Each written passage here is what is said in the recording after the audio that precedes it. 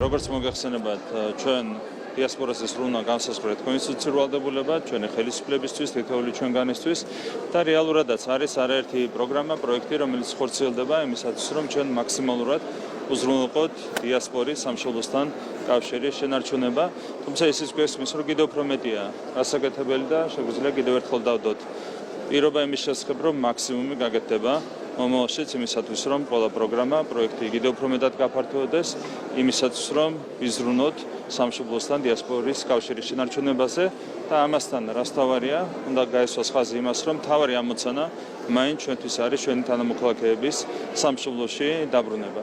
და რა თქმა უნდა, ეკონომიკის ზრდასთან ერთად ჩვენ ვფიქრობთ, რომ მაქსიმალურად ხელი შეეწყობა ამ პროცესს ჩვენი მხრიდან გაკეთდება ყველაფერი ამისა.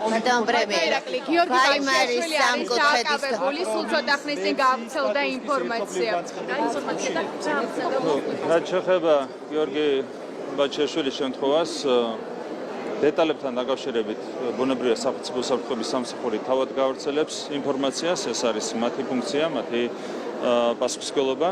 მე ზოგადად შემიძლია მალობა გადავხადო სახელმწიფო უსაფრთხოების სამსახურს იმისათვის, რომ ეს ოპერაცია წარმატებით ჩატარდა, სათანადოდ ჩატარდა. რა თქმა უნდა, ძალიან მნიშვნელოვანია ყველა მიმართულებით სამართლის უზენაესობის უზრუნველყოფა, სამართლის აღსრულება, კანონის აღსრულება და ბუნებრივია სამართალდამცავი ორგანოები არიან ამაზე პასუხისმგებელი და კიდევ ერთხელ მადლობა სახელმწიფო უსაფრთხოების სამსახურს. მე ამაზე ვერ ვისაუბრებ. მე ამაზე ვერ ვისაუბრებ. სახელმწიფო უსაფრთხოების სამსახურს საჭიროების შემთხვევაში შეუძლია მოგაწოდოს სრული ინფორმაცია. ბატონო პრემიერო, ეს შეიძლება ვიცოდე. მე შეიძლება რაღაცაზე მეტი ვიცოდე, მაგრამ დეტალებთან დაკავშირებით ინფორმაციის გავრცელება ეს არის სახელმწიფო უსაფრთხოების სამსახურის ფუნქცია, ამიტომ ეს კითხვები უნდა იყოს მიმართული სწორედ სამსახურს. ბატონო პრემიერო, სხვა თემებზე თუ შეიძლება 26 მაისის ბატონო პრემიერო, 26 მაისის მილოცებთან დაკავშირებით ადვოკატი ამბობს, რომ შესაძლოა გადაწყვეტოს ადგილი. შეგიძლიათ ეს ინფორმაცია ამ ინფორმაციასთან ბევრი კითხვა არ დაისვას, მარტივად გვასწრებთ, რომ ვერცერთ დეტალზე მე ვერ გაგცემთ პასუხს, შეიძლება რაღაც ვიცოდე, რაღაც არ ვიცოდე. სახელმწიფო უსაფრთხოების სამსახური არის ადრესატი თითოეული ამ შეკითხვაში. ბატონო პრემიერო, რაც შეეხება გუშინ გამოსმენილ გზავნილებს. რაც შეეხება ეს არის მრავალმხრივ შეურაცხყოფელი ასე ვთქვათ ვერსია და არასწორია ასეთი ვერსიების გავრცელება, თუმცა ჩვენ ვიცით ასეთ ვერსიებს ვინ ავრცელებს და მათ არანაირი ზღვარი არ აქვს, როცა საქმე ეხება სახელმწიფო ინტერესებს. ხო, ეს ერთი. მეორე, რაც შეეხება ზურაბ პოლოლიკაშვილს, მე განმარტე რა იყო მისი კანდიდატურის მოხსნის მიზეზი და ამას არაფერთან არ ქონია სხვა რამესთან შემხებლობა. მიზეზი იყო ის, რომ მან შეურაცხყოფა მიაყენა სახელმწიფოს. რა შუაში აქვს რაიმე სხვა დეტალი, ხო? ბევრად უფრო ადრე იქნა ეს გადაწყვეტილება მიღებული, ვიდრე გადაწყვეტილება სხვა საკითხებთან დაკავშირებით. შესაბამისად, ეს არის სარეალისტური.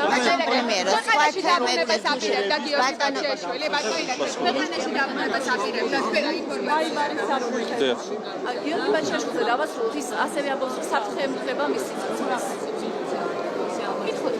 ანუ სამხრივი განცხადება რაც გავსწრებთ. თან ბატონო ირაკლი, თქვენ ბატონო ირაკლი, ტირანაში კომუნიკაციის ფონზე რამდენად ლოგიკა? სამხრივ განცხადებას, პირდაპირ ჩანს, რომ ევროპაში ძლავრობს, რა თქმა უნდა, deep state-ი, პირდაპირ ჩანს ეს ყველაფრიდან.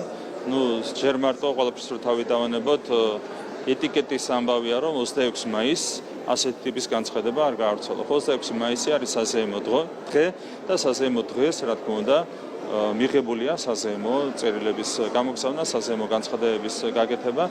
პროტოკოლსაც კი არ იცავენ, ეტიკეტსაც კი არ იცავენ.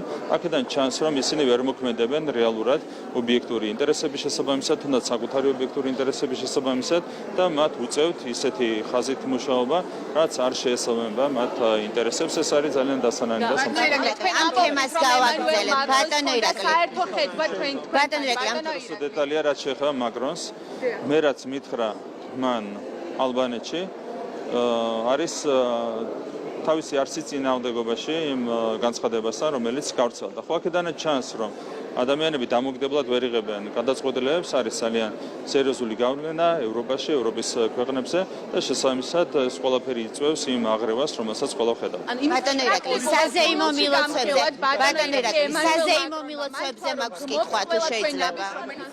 დემოკრატიის წინააღმდეგობით რასაც გავცობდა? გესმით ბატონო ირაკლი, ჩვენ ხომ ამოწურებს ეს? თავიდან ვერ გავიგე ამის. ნიკამელია და მისი გიგავს გადაგვიდე. ეს მაქსიმუმ დაპატიმრების დაკავშირებით რაღაც კითხვები, რასაც გასაპასუხის ტრანსპორტის სასამართლო. ამ შემთხვევაში თუ არის მოლოდინური დიპლომატიური კორპუსის მხრიდან პარტნიორს გადაყრდნობის თაობაზე.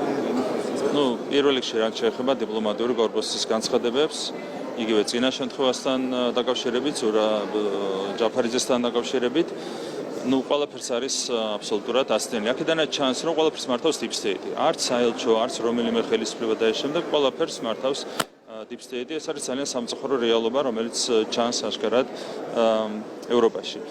თქვენ ასევე გახსოვთ თავის დროზე მელიას დაკავებასთან დაკავშირებული განცხადებები 3 წლის თავზე სტრასბურგის სასამართლომ დაადასტურა, რომ სახელმწიფო მოქმედებდა სამართლის ადამიანის უფლებების პრინციპების სრული დაცვით.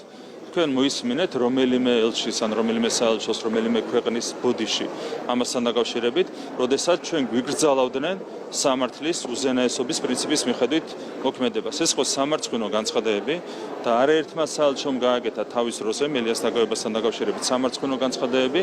შემდეგ სტრასბურგის სასამართლომ დაადგინა, რომ ეს განცხადებები იყო სამარცხვინო, მაგრამ დღემდე არც ერთ შესაბამის სახელმწიფოს, არც ერთ საელჩოს, არც ერთ ელჩს არ მოუხდია ამასთან დაკავშირებით ბოდიში. და ეხლა უფრო მეტიც კადრულობენ და იგივე სიმეორებენ 3 წლის თავზე. რაც ბუნებრივია უნდა იყოს საზოგადოების შეფასების. ბატონო პრემიერო, თქვენ საუბრობდით 26 მაისის ბატონო პრემიერო, თქვენ საუბრობდით 26 მაისის განცხადებებში რატომ არ ემთხვევა თქვენი განცხადებები ერთმანეთს? ბატონო პრემიერო, თქვენ საუბრობდით 26 მაისის მილოცვებთან დაკავშირებით.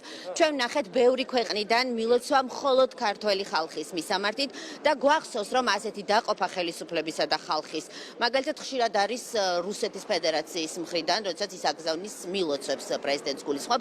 თქვენ როგორ გაიგეთ აი ეს მილოცვები, რომელიც ნახეთ მხოლოდ ქართველი ხალხის მისამართით?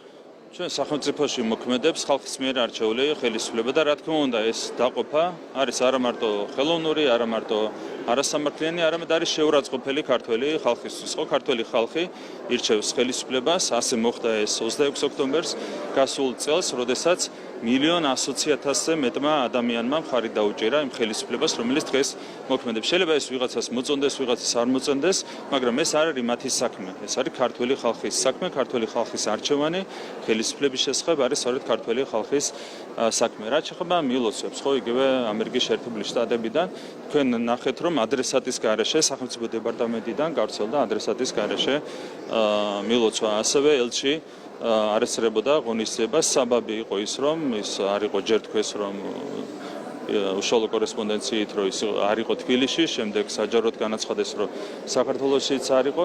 რა თქმა უნდა, ეს არის არასწორი მიდგომა, ჩვენ ერთმე განმარტავ წუხტუ რაშვებით ამის გამო. ეს არის ზოგადად აბსოლუტურად არასწორი მიდგომა. და ხედავთ, რომ იგივე ამერიკის შეერთებულ შტატებში მიმდინარეობს ბრძოლა ტრამპის ადმინისტრაციასა და deep state-ს შორის. ამ შემთხვევაში აშკარად გამოჩნდა, რომ იგივე სახელმწიფო დეპარტამენტის ხაზით პირდაპირ უპირატესობა, დომინირებული მდგომარეობა ჰქონდა deep state-ს და ამას უკავშირდება ის აქტები, რომლებიც ჩვენ ვიხილეთ. ხო, ეს არის არასწორი დამოკიდებულება, ეს არის ასევე აროგანტული დამოკიდებულება. თქვენ გახსოვთ, რომ NGO-ების მეშვეობით საქართველოში ქმნიდნენ რაღაც ვირტუალურ რეალობას, იგივე დახმარებასთან დაკავშირებით, ამერიკულ დახმარებასთან დაკავშირებით. საბოლოო ჯამში მე მათემატიკური სიზუსტით დავდეთ ჩემს წერილში ციფრები, რომლებიც ადასტურებს, რომ ჩვენ ფინანსური თვალსაზრისით იმაზე მეტი შეღავათი გვაქვს მიცემული ამერიკის შეერთებულ შტატებში, გულისხმობ სამხედრო მისიებში ჩვენი მონაწილეობით, ვიდრე იქიდან გვაქვს მიღებული დახმარება. და კიდევ ერთხელ ხაზს გავუსვა იმას, რომ დახმარებაში, რა თქმა უნდა, არ ითვლება NGO-ებისთვის შემორიცხული თანხები. ტრამპის ადმინისტრაციამაც აღნიშნა, რომ NGO-ებისთვის გადახდილი ფული არავითარი დახმარება არ იყო. ასევე არავითარი დახმარება არ იყო ის თანხა, რომელიც ჩამოირიცხა საქართველოში სააკაშვილის რეჟიმის გადასარჩენად 2008 წლის ომის შემდეგ. ამას თუ გამოვაკლებთ და თუ გავიღებთ რეალურ დახმარებას. დაახლოებით 5-ჯერ ნაკლები იქნება ციფრები იმ შეღავათთან შედარებით, რაც ჩვენ მივეცით ამერიკულ მხარეს მარტო ავღანეთის და ერაყის მისიებში ჩვენი მონაწილეობით. ამიტომ აროგანტობას არ აქვს არავითარი საფუძველი. არ შეიძლება ასევე მუდმივად საუბარი იმაზე, რომ არა ამერიკული მხარდაჭერა საქართველოს არ იარსებებდა. 3000 წელია არსებობს ჩვენი ქვეყანა, 23 საუკუნეა არსებობს ჩვენი სახელმწიფოებრიობა. ამიტომ აროგანტობას არ აქვს, რა თქმა უნდა, არავითარი საფუძველი და კიდევ ერთხელ Deep State მძლავრობს, ხო ამას ვხედავთ, თუ Deep State-მა უნდა განსაზღვროს ამერიკული მილოცები, ამას არავითარი ფასი არ აქვს ჩვენთან. ჩვენთვის Deep State დამეცადეთ. არა, მე უნდა დავასრულო. ანუ მარკო რუბიო, რომელიც არის ტრამპის სახელმწიფო. უნდა დამეცადოთ. ტრამპის გუნდის შეკრება. თლიანად ეს არის ბიუროკრატიაში ჩაბუდებული სისტემა.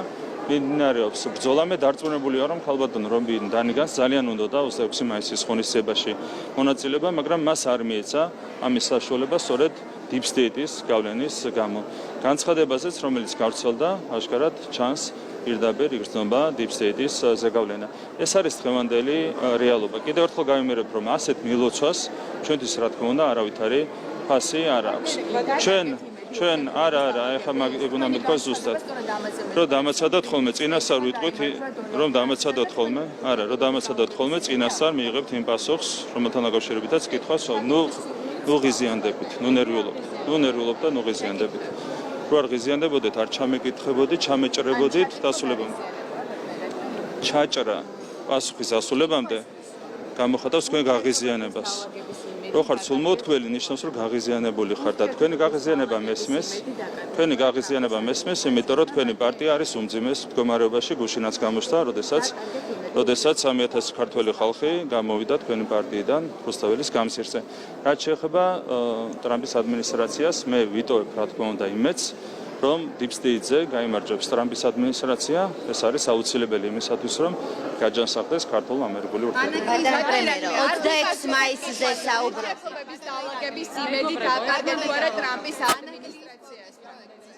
განმავლობაში აწარმოებდნენ ამბობდნენ რომ ხოდეთ საკოორდინაციო შტაბი შექმნილი და აქტიურად მუშაობდნენ ამ მიმართულებით მოусმენთ ალბათ გაიცნობოდით საბოლოო ზურაბიშვილის გზავნილებს ოპოზიციაში არის ასევე ასეთთა სხვადასხვა თვითმმართველობის არჩევნებთან დაკავშირებით ვინაიდან გაკეთა განცხადება რომ თვითმმართველობას განიხილავენ მხოლოდ იმ შემთხვევაში თუ იქნება პარალელურად საპარლამენტო არჩევნები გარეშე როგორ აფასებთ რამდენი შესაძლებელია რომ მართალი გუნდი წავიდეს ამოცებულობაზე რომ ორივე არჩევნები ერთდროულად იყოს გუშინ კიდევ ერთხელ გამოჩნდა რომ რადიკალური ოპოზიცია არის სრულად მოშლილი გუშინ მთელი ამ ხელა ორგანიზების შემდეგ სარეკლამო კამპანიების შემდეგ და შემდეგ 3000 კაცი შეგრებეს რუსთაველის გამზირზე და სალომე ზურაბიშვილმა ალექველისაშვილისგან ჩაიბარა აღლუმი როგორც ამას წინასწარ ვანოსებდით.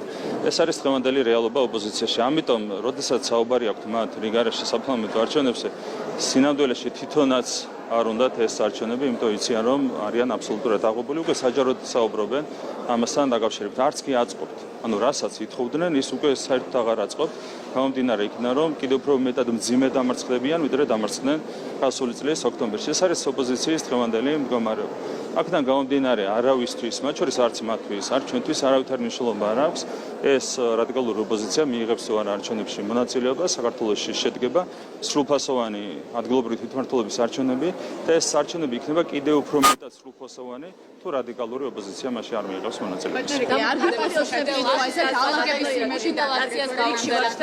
თქვი უკვე და იმდენად გაღიზიანებული ხართ, რომ არც კი გესმით ჩემი პასუხი. თქვენ წერილი გააგზავნეთ. იმდენად გაღიზიანებული ხართ, რომ ჩემი პასუხი ვერ მოისმინეთ, ყურში არ შევიდე. რუბიოს პასუხი იყო თუ არა თქვენთვის პასუხი ამ წელს სიძირის ფონზე გაუგებარია რისი თქმა სურდა მას რას ემსახურებოდა გუშინ ეს გუშინ როგორც ჩანს, მაინც ჰქონდათ რაღაც იმედი, რომ ცოტა მეტი ადამიანი მოვიდო და ამ შემთხვევაში შეიძლება ცოტა უფრო უმახიანი ყოფილიყო მისი გამოსვლა, თუმცა 3000 კაცის ფონზე, რა თქმა უნდა, მას გაუჭირდა რაიმე ღირებულის თქმა. ეს არის დღევანდელი მდგომარეობა, ხო, რადიკალური ოპოზიციის თავიდან ბოლომდე არაფრის რესურსი არ აქვს, არც რადიკალიზაციის, არც არჩევნებში მონაწილეობის, არაფრის რესურსი აღარ აქვს. აქამდე მიიყვანეს საკუთარმა პატრონებმა ჩვენი რადიკალური ოპოზიციის წარმომადგენლები. მეც დაგისვამთ კითხვას ორივე დროშას უკავშირდება. პირველი მაინტერესებს ქართული ოცნების დროშის გაცვლა არის თუ არა დანაშაული. ზოგადად ნახეთ დანაშაულთან დაკავშირებით კვალიფიკაციას იძლევა სამართალდამცავი უწყება. ეს არ არის ის კითხვა, რომელიც მე უნდა დამისვა. ხო თუ რაიმე არის ჩაქემაშვილი თუ და რაიმე მაღალია მის ალბათობა, მის ოჯახის წევრებიც ასე ვარაუდობენ, რომ მიზეზი არის ის, რომ მან აქციაზე დაწვა ქართული ოცნების დროშა. ქართული ოცნების დროშა არ არის პარტიული სიმბოლიკა. და ამ საფუძვლით რამდენად გამართლებულია მოქალაქის დაკავება. მე ჯერ ერთი კვალიფიკაციას მე ვერ მივცემ, დანაშაული სიტყვა, ტერმინი ნიშნავს სისხლის სამართლის ქმედებას.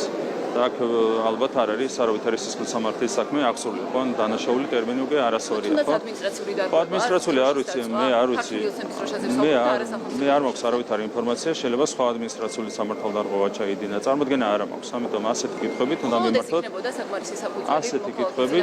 ასეთი კითხვები მე არ ამგონია, ასეთი კითხვებით მიმართეთ შესაბამის უწყებას. მე ვერ გეტყვი, მე არ შემიძლია მივცე რაიმე სამართლებრივი კვალიფიკაცია. მე ვერ მივცემ, განა იმიტომ რომ არ ვიცი, იურისტი ვარ, განა იმიტომ რომ არ ვიცი, მაგრამ ჩემი პრეროგატივა არ არის ასეთ საქმეზე მოგცეთ კომენტარი. კარგი, ერეკლი გეძაძის პერფორმანსიც გვაინტერესებს რუსეთის დროშას რას უკავშირდება იცით ოფენიერზე მომხდარი შესახებ. და იცით იმის შესახებაც, რომ რუსეთის ოფიციალური პირებისგან აქვს მკაცრი გამოხმაურება მომხდარს და ითქვა, რომ საგამოძიებო უწყებები დაიწყებენ რეაგირებას რუსეთში ერეკლი გეძაძის წინააღმდეგ. რაც პირდება ქართული სახელმწიფო ერეკლი გეძაძეს როგორც მოქალაქეს. ჩემ საინტერესო არ არის რა კომენტარს აკეთებს რუსული მხარე. ერთი რამ შემიძლია გითხრათ, რომ როდესაც ასეთ რაღაცას, რა მნიშვნელობა აქვს იქ რა დროშაზეა საუბარი. როდესაც გამოდიხარ რამდენიმე ათასი ადამიანის წინაშე და ასეთ რაღაცას აკეთებ, ეს ნამდვილად არ შეესატყვისება ქართულ კულტურას. ეს არის უბრალოდ უკულტურობა. რაც შემიძლია გითხრა. დანარჩენი მე არ მაინტერესებს რუსული მხარის კომენტარები. არ ამგონია ეს სერიოზული იყოს. კიდევ ერთხელ გაიმერებ, რომ პირველ რიგში ყველამ თავის კულტურას უნდა მიხედოს. მაკრონთან დაკავშირებითაც არ მოგვიწყდავს ეს თემა, ამიტომ მოკლედ აზუსტებით რა თუ შეიძლება. თქვენ თქვით, რომ მაკრონმა რაღაც განსხვავებული გითხრათ, ანუ იმის წინააღმდეგო, რაც ვაიმარის განცხადებით გავრცელდა. აი ეს არის მნიშვნელოვანი, რომ სულისკვეთება იყო სრულიად საწინააღმდეგო იმისა, რაც ამ განცხადებაში ამოვიდა.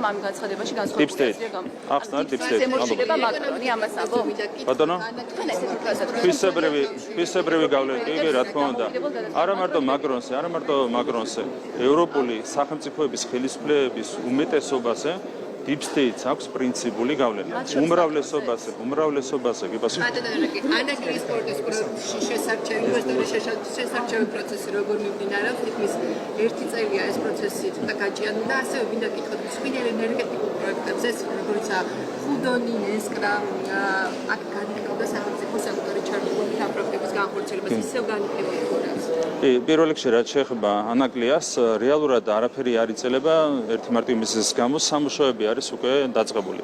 რა თქმა უნდა, გარკვეული დრო ჭირდება ხელშეკრულების გაფორმებას. კი, რა თქმა უნდა, ამ კუთხით შეიძლებოდა რაღაც უფრო მალე დასრულებულიყო, თუმცა ობიექტური მიზეზებია, რის გამო ჯერჯერობით შეთანხმება არ არის ხელმოწერილი, მაგრამ ეს არავითარ შემთხვევაში არაფერ ხებს სამუშაოების წარმართვას და ჩვენ თვალყურს მივადგენთ მომავალშიც მოლაპარაკებებს მთლიანად მოლაპარაკების საქმეა ეს ყველაფერი. ეხება ენერგეტიკას, აქ ჯერ შესავალს გავაკეთებ, თქვენ გახსოვთ, რომ მთელი აგენტურა იყო ჩართული სტრატეგიული ენერგეტიკული პროექტების განხორციელების შეფერხებაში. რასაც ჩვენ მომავალში არ დავუშვებთ, ამ შემთხვევაში სამართლის უზენაესობა იქნება ბოლომდე დაცული და ეროვნული ინტერესები იქნება ბოლომდე დაცული. არის რამდენიმე მსხვილი, ასევე არის არამსხვილი ენერგეტიკული პროექტები, რომლებიც აუცილებლად განხორციელდება, უკვე დაწყებულია ყველა მიმართულებით, არის მათ შორის 3 მსხვილი პროექტი, რასთან დაკავშირებითაც არის დაწყებული ინტენსიური სამუშაოები. ყველა პროექტი, მათ შორის რაც ჩამოთვალეთ, იმ პროექტებზეც არის საუბარი, ხო? არის ძალიან დიდი რესურსი, იგივე ნასკრას მიმართულებით, უდონის მიმართულებით, ნამახვანის მიმართულებით და ყველა მიმართულებით არის საჭირო ინტენსიური მუშაობა ამ პროექტების განხორციელება, ასევე მცირე საშუალო ჰესების თუ ქარის და მზის ენერგიის სადგურების შენებლობის მიმართულებით არის სერიოზული მუშაობა საჭირო. ჩვენ გვაქვს ამბიციური ამოცანა, გვინდა 10,000 მეგავატს გადავაჭარბოთ უკვე 2030 წლისთვის ამ პროექტების განხორციელების გარეშე, რა თქმა უნდა, ეს მიზანი ვერ იქნება მიღწეული. ჩვენი ამბიციური ამოცანაა, რომ 2030 წელს მოხმარებას გადააჭარბოს გამომუშავებამ. ეს მიზანი უნდა იყოს მიღწეული, ეს სჭირდება საქართველოს ეკონომიკურ დამოუკიდებლობას და ზოგადად ჩვენი ქვეყნის დამოუკიდებლობას შესაბამისად ყველა მიმართულებით ძალიან აქტიურად ვიმუშავებთ. ბოლო კითხვა ბატონო ირაკლი, ამერიკის სამხედრო დაზვერვის დოკუმენტი გავრცელდა, სადაც წაგიკითხავთ ციტატას, პირდაპირ არის შემდეგი ჩანაწერი, რომ ქართული ოცნების მეთაურობით ჩატარებული არჩევნების შემდეგ რუსეთის საშუალებას აძლევს გაიზარდოს რუსეთის გავლენები საქართველოში. ეს არის ციტატა ამერიკის სამხედრო დაზვერვის დოკუმენტიდან და ნიშნავს თუ არა ეს განცხადება ბატონო ირაკლი იმას, რომ მაგალითად ამერიკის შეერთებული შტატები არ აღიარებს საქართველოს ხელისუფლებას, ხელისუფლების მიერ ჩატარებულ არჩევნებს და ამბობს, რომ ამ არჩევნების შემდეგ გაიზარდა რუსეთის გავლენები საქართველოში. პირველს თქვენს ხო იცით, რომ ეს არის სრული სისულელე. რა გავლენის გაზაზია საუბარი, არ ჩვეულებრივი სისულელე, ასეთი სისულელები რო ხდება ასეთ მნიშვნელოვან დოკუმენტებში, სწორედ ეს მიუთითებს დიპ სტეიტის გავლენას. დიდი მადლობა.